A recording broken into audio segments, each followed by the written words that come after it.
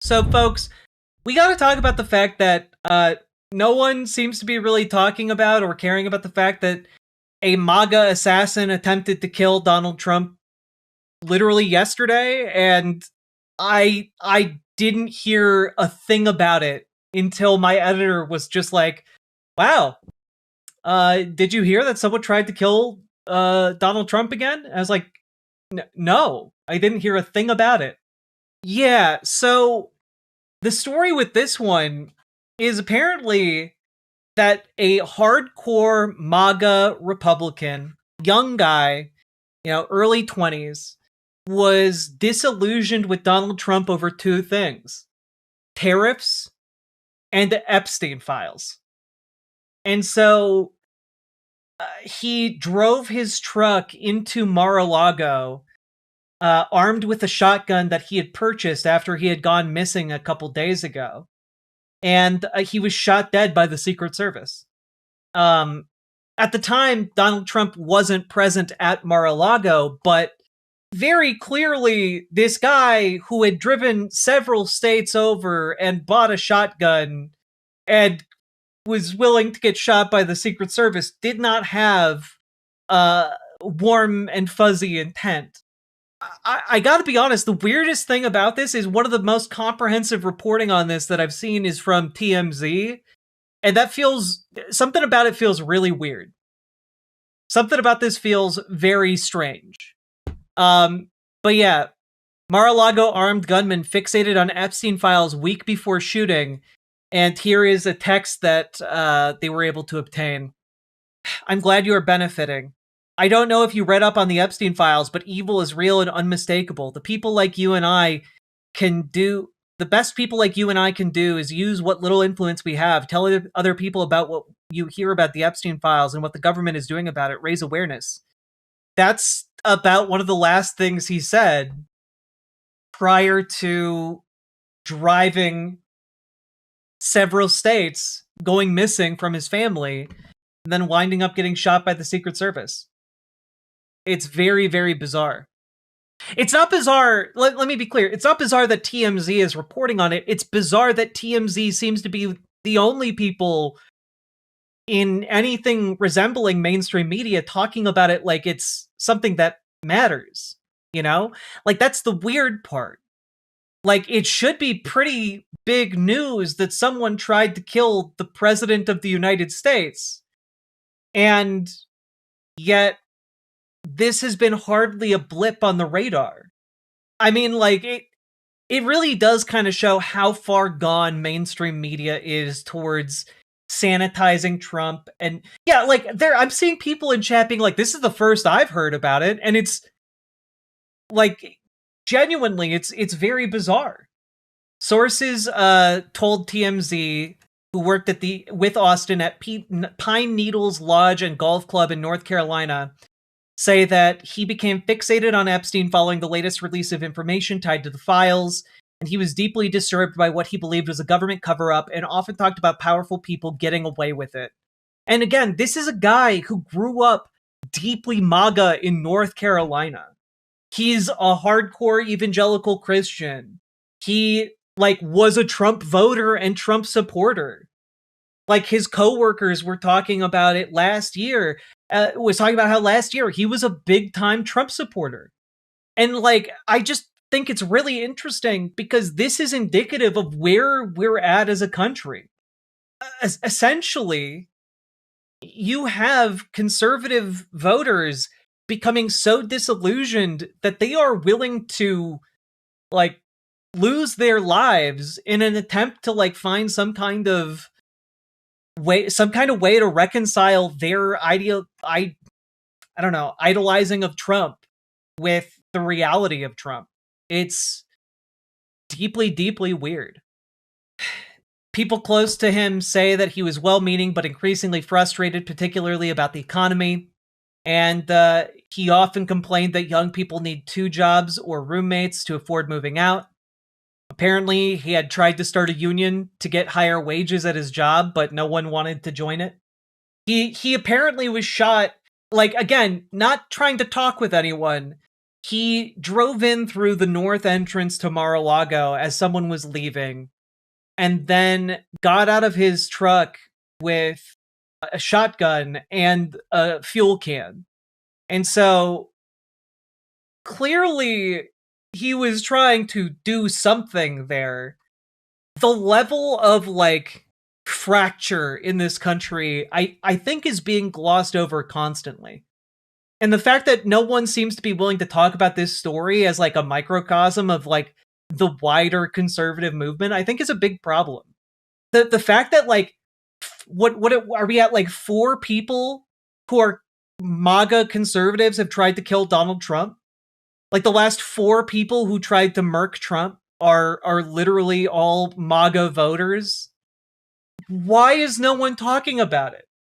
Why is this so empty and like gone out of our public zeitgeist? And I'm not trying to like allege that there's some kind of conspiracy. What I think is happening is that either one of 2 things. Outlets are being overwhelmed by just the flood the zone strategy from Steve Bannon. Or 2, so many mainstream outlets are ideologically dedicated towards sane washing Trump that they don't want to touch this story about his followers becoming increasingly disillusioned, which is something that is pretty predictable given the fact that his polling numbers have now dropped to like record lows. Like we're at like the least popular he has ever been in either of his terms. And I think that comes with certain ramifications. He has deliberately developed like a death cult around himself and facilitated the growth of like brown shirt movements. And it's not really that surprising that someone whose political presence has long encouraged violence against those that are not of the movement is essentially breeding supporters that want to do violence to him when they perceive him as betraying them, you know? But the Dow is over $50,000. But like that, the thing is, if you're a working class stiff, you don't got any money invested in the Dow. You know, you don't even know what the Dow Jones Industrial Average is. The Dow is over 9,000. But like, it doesn't matter to you if the stock market is doing well if you yourself are getting screwed over every day, bit by bit, more and more. So I don't know. Like, there's not a whole lot of details around this case other than it's very apparent that this kid grew up in a MAGA household, was basically coached from the time he was like 10 years old to be a hardcore Republican conservative evangelical, and then reached adulthood and realized, oh no, this world that Republicans are creating does not work for us. How old was this guy? I want to say he was 22, but I'm going to double check that. 21 years old. And this is, by the way, I've been talking about this with my partner, but like, I think a lot of people need to reckon with the fact that what needs to happen in the next administration is accountability. There needs to be accountability for every one of the laws broken. Because the dissatisfaction, the radicalization taking place over the Epstein files is 100% locked in with the fact that there's no accountability in the United States for anyone in those files. There's no accountability for the major corporations that are continuously screwing us over. In fact, I was just going over a story about how Crypto.com gave Donald Trump's super PAC $5 million to get him elected, and now the Trump administration is dropping a major lawsuit against them. You know, there's no accountability for any of these companies, for any of the people running these companies. Donald Trump is actively pardoning people who give him money, and pardoning people like the founder of Binance, you know, who was in jail. And like, they are actively undoing accountability. There's been no accountability for the ICE agents who have murdered people on American streets. There's no accountability for the Department of Homeland Security building concentration camps. There's currently a story in the news about a flight of ICE people who are being deported by ICE that their plane has been grounded because of the snowstorm, and the people on that plane who are being deported have remained shackled for something like 20 hours as local politicians and political figures are being denied access to the plane. You know, that's a crime. It is a crime to keep people imprisoned like that. But there's no accountability for it. There's no accountability for the members of Doge that leaked all of our social security data. There's no accountability for the lack of securing our personal data against foreign interference. There's no accountability for the way trillions of dollars have been looted from the American people in order to give tax cuts to the wealthiest people to ever exist. There's no accountability for any of these people. Because the main message, whether you are Democrat or Republican, has been for like the last 30 years that if you are rich and if you're powerful, you get to do almost anything you want. There was no accountability back when the Great Recession. Do you remember way back in 2008? There was no accountability. No one went to jail. Not a single person went to jail. Instead, all of the CEOs that caused a global financial crisis, they got payouts from the government on your tax dollar because their companies were too big to fail.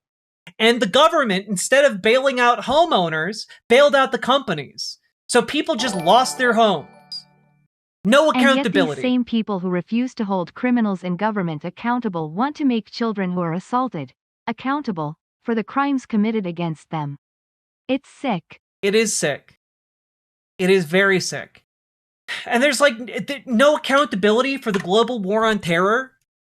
You know, like we went to war on a fucking lie about nuclear weapons in the possession of people in Iraq.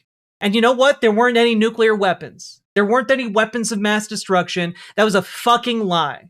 Millions of people died. We tortured people. No accountability at all. And what I'm trying to say is that we have had decades of this lack of accountability where the rich and powerful get to essentially pretend like laws don't apply to them. And occasionally one will get thrown to the wolves as like a peace offering. Like take them, don't ignore the rest of us rich elites. But that time needs to end with the next administration. Whoever gets into power next needs to enact accountability.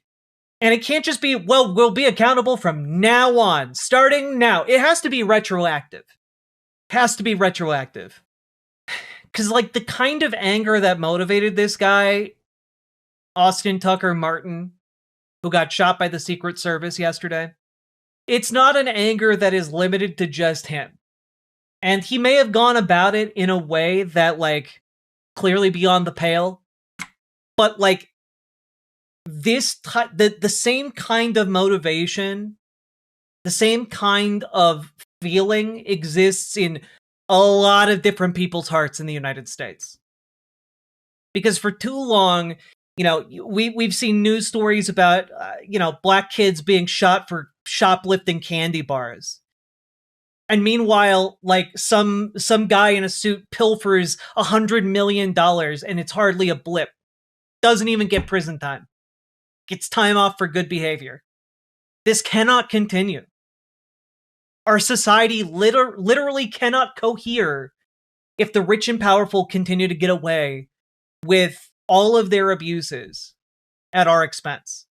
And I think all of this really comes to a head with the Epstein files. So I think that really what needs to happen is there needs to be some kind of reckoning, some kind of national commission, some kind of, you know, people have been saying Nuremberg too. I don't know. I don't really care what you call it. There needs to be some kind of mass accountability for people who have done these crimes. Because until that accountability happens, until it is visible, until it is believed in, a lot of folks will continue to think that the government cannot and does not function. It's hard to believe that a government can work for you when you turn on the news and you see, oh, the CEO of Goldman Sachs just got away with murder every single day, you know? Oh, the CEO of Chevron covered up the fact that it's killing the planet. Oh, whatever. They paid $10 million. It's all good. You cannot believe in an effective and altruistic government unless you start seeing people who are actively harming you held accountable for that harm. And that's just one of the basic functions of government. And honestly, the lack of accountability is exactly what allows Donald Trump to flourish. It is what allows Donald Trump to go out in front of everybody and steal brazenly tens of billions of dollars for himself and his family. And no one, it's not even a scandal anymore. Bill Clinton lied, committed perjury, allegedly. But Donald Trump lies every day as he breathes, and it doesn't matter. It doesn't matter because people have come to expect that the government just lies and gets away with it. The government just steals and gets away with it. And I think all of this is why the mainstream media does not really want to touch this story.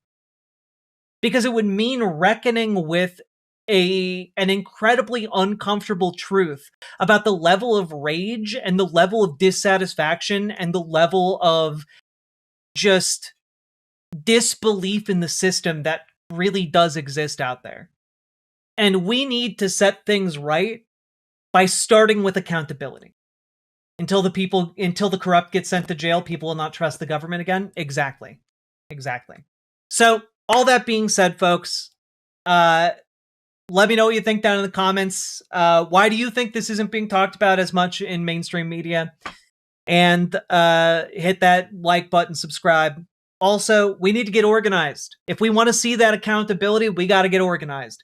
Join your local Dems, join your local DSA, and begin pushing for your Dems to get more radicalized towards progressive ideas. Make your DSA more effective because, guys, we do not get accountability unless we step up and demand that accountability. You need to be in the room demanding that accountability. Otherwise, the powerful will just allow one another to keep getting away with this shit. All that being said, check out ImogeneOlivia.com. Sorry, I blanked a little bit. ImogeneOlivia.com. Gender euphoric lingerie designed from the ground up to be for trans femmes. Tested with cis men, cis women, non-binary folks. It is non-tucking lingerie. It is comfortable. It is beautiful. It is elegant. Check it out. Link down in the doobly-doo, and let's keep on going. Riverboat Jack is coming to town. All the viewers gather round. Twitch and YouTube and swishy streams. All that content is bursting the seams. Politics, dating, plenty more. Your sense of fashion you'll adore. So grab your stuff and hop aboard. We're going straight to Jack's Discord. Riverboat.